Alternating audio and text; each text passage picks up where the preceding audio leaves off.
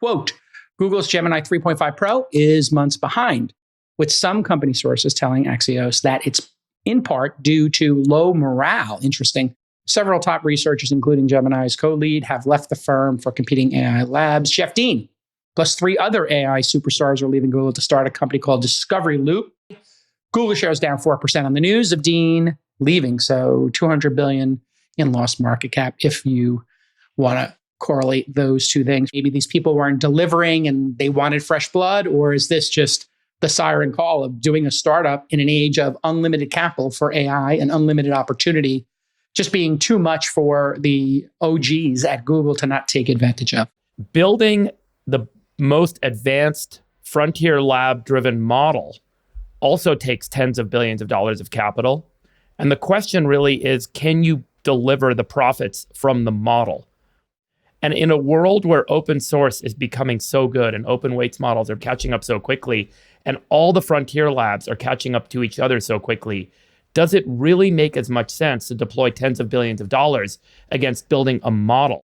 But as time has gone on, and as everyone has competed on models, as we've talked about many times on the show, I think it's pretty obvious that it is very hard to get the same sort of return on capital invested in model development as it is in capital invested on compute infrastructure and being model agnostic. What Google has is probably one of the greatest install enterprise bases in the world for compute. So they have the most enterprise customers, they have the most consumers, and in both cases, they don't necessarily need to have the best model to make an incredible business. They can be model agnostic, they can work with Anthropic, they can work with OpenAI, they can work with SpaceX.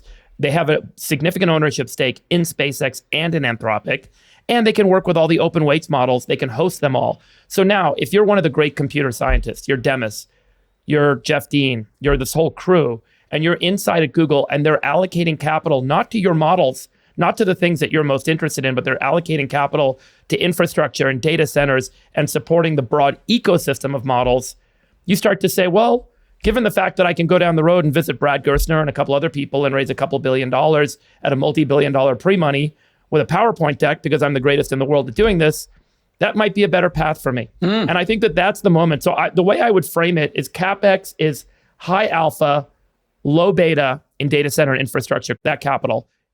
And model development theoretically could be high alpha, but it's very high beta. It's a very risky way to deploy capital. So if I'm the board, I'm the management, I'm deploying more capital in compute and infrastructure, less capital into model development. That's what I think's going on.